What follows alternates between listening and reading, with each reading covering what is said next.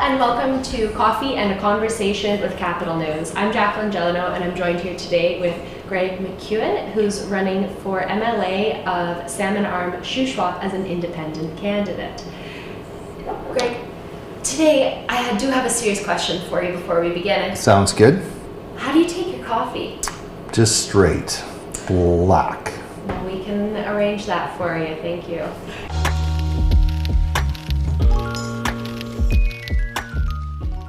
So, Greg, as a bakery owner yourself, I think we're all dying to know what you think of my coffee making skills and how I did here. I was very impressed. You know what? I don't think men could pull this off personally, because they just don't have the attention span. But you did incredible. Well, so I'm looking forward to trying it. Yeah. Well, excellent. Thank you. I really appreciate that. Well, have a sip, and I'm going to ask you our first question. So not only are you a bakery owner, you were a city councillor for 17 years and mayor of Enderby for 8 years. Why is it that you chose to run as now in the provincial election in this election for the Okanagan or for the Shuswap? Yeah, Salmon Arm-Shuswap. It's, you know.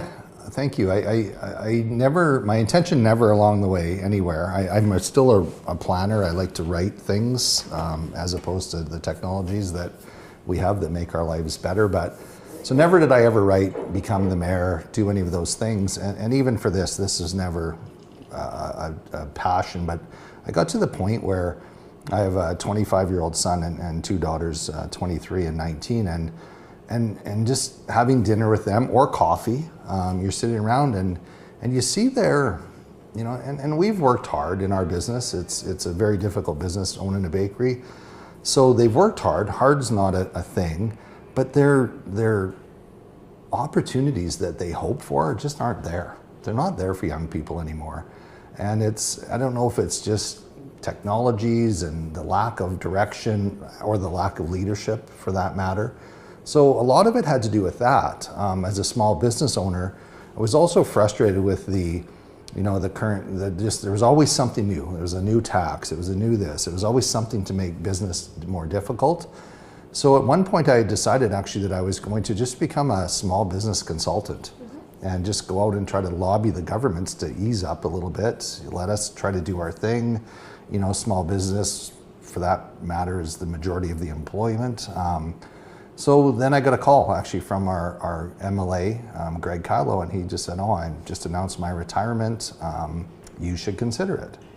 And you know, I thanked him for all the time he put into it. And then just over the next couple of days, I thought, you know, actually, maybe that is the approach that I need to take is go that route and try to again help provide hope again for young people and business operators and elderly who are on fixed income, who everything, the costs go up and up and up, but we don't really, you know, up their check much, right? At all, if at all. So I figured this was the way to make the difference that was needed.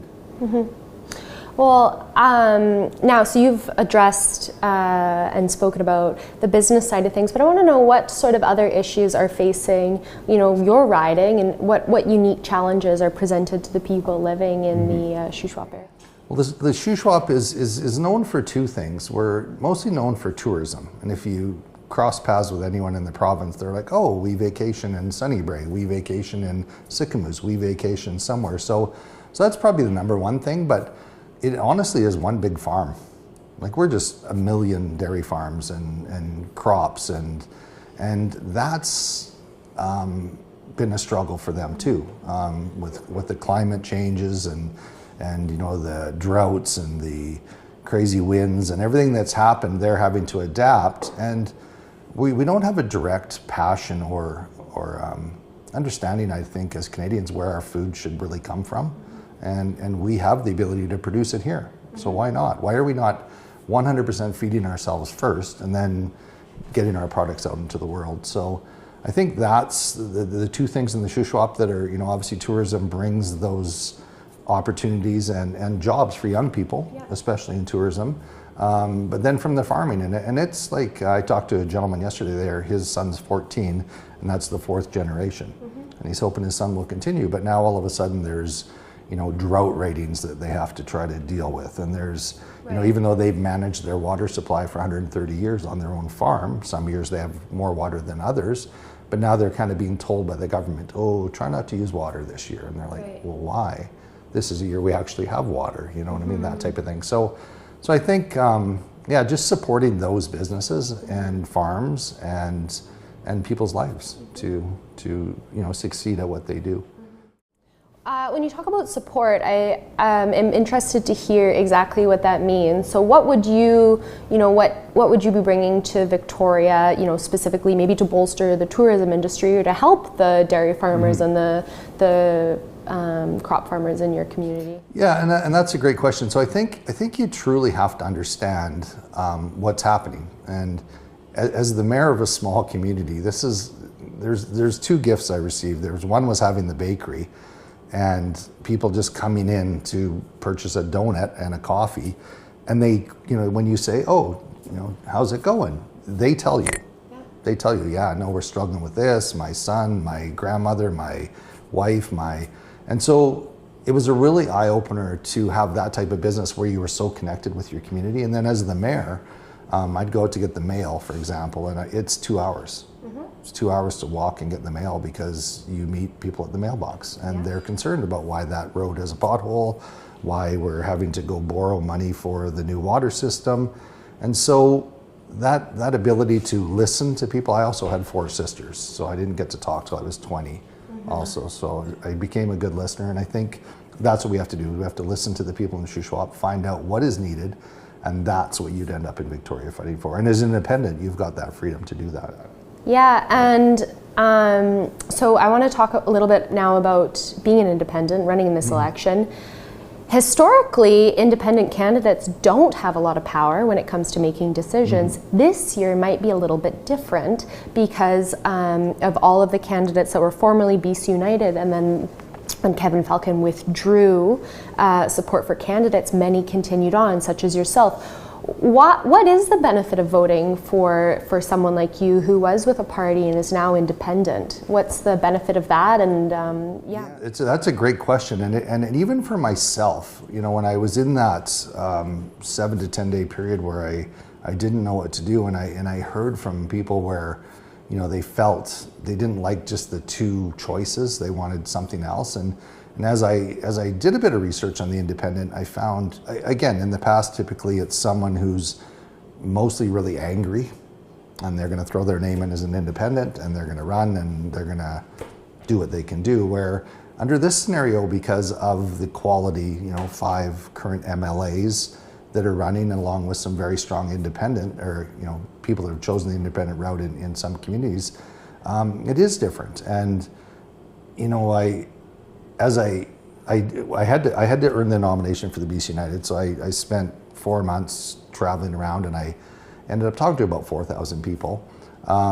Once I got the nomination, then it was election time, and then I was doing the same, and there was always something connected to a party that people didn't like. They were like, oh, I don't really like your leader. Oh, I don't like your policy on climate. Oh, I like you. I like you, and I'll probably vote for you, but I just don't like all of these things. Where now we don't even discuss the not likes anymore. It's just like, hey, here's where we need to go. What do you think? And so the back and forth now has taken that part all out. Again, it's going to be a very interesting election for sure. Yeah. I'm predicting there'll be between 5 and 7 independents that get through, and rightfully so. I think when Kevin Falcon and Rustad had their famous meeting that will go into the record books as well, as it's never happened anywhere ever in any country. I think their intention was to honestly get the 93 best candidates moving forward, but when they only gave themselves like 3.5 days to do that, it became very difficult. But I think the electorate now, the voter, can actually step into some of those ridings and actually make that a reality. Where, actually the best candidate is the independent in this riding. So I think at the end of the day, again, it's going to be, I think we'll end up with the right people there. again, wonderful characters in this election. You know, some strong leadership, a lot of brand new people. That's actually probably the most amazing thing is there's just not a lot of, you know, mayors and councillors and people that are, you know, it's just, no, I used to do this and now I'm going to do this. And they're super fired up about it. So. Yeah. So yeah, there's a lot of passion surrounding this election. Yes. I think it's really interesting and really exciting, and I hope for a great voter turnout between the campaigning. And I don't know if you've had much time for it lately with running a small business and working as a politician. What is it that it's your favorite thing to do in Enderby in the fall season? What keeps you rooted in that community? Well, I think, you know, I have some weird ones because, I mean, you know, when we left the big city and my dad moved us here, that was wonderful. September is my favorite month by far. So we just went through that. Didn't really notice it this year because I was a little bit busy. Having the bakery, I enjoy golf, but I typically only golf if it's like pouring rain and it's a monsoon because you're too busy working if it's hot. So I have a lot of things that yeah, exactly. Oh, it's going to rain tomorrow. Oh, thank goodness, let's go golf. And then I've even had friends go, oh, you play really good in the rain. Like, how do you do that? I'm like, because that's all I ever did. The only time you get out. I never got to play in the sun. So yeah, just exploring the region. The interesting thing, when I was 16, we had this old Fargo van that the bakery had, and I had been pretty much from the time we bought it when I was 12, I was the janitor. I just did whatever jobs you could do. But I got this van that they said, fill it with product and go deliver to all the resorts.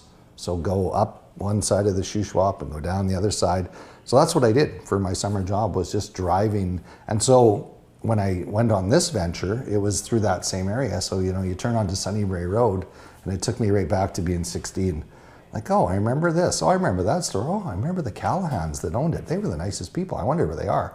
Well, this is like 40 some years later. I'm sure they're long gone, like, because they were in their 60s and 70s back then, right? So, and then you go to the next stop and then you remember, you know, this store that was there and that. And so it's bringing back memories just being around the region. So I love it. Yeah. So rooted in the community is, I think, something that's, you know, going to be very unique in this election and fantastic. Well, thank you so much for coming to join me today. Thank you for educating our viewers on, you know, some key issues facing the community. Excellent. I really appreciated having you here today. Thank you for your time. It's been great. Thank you very much. And the coffee was wonderful. So kudos to Craft 42. Great products and great trainers, because she made it excellent.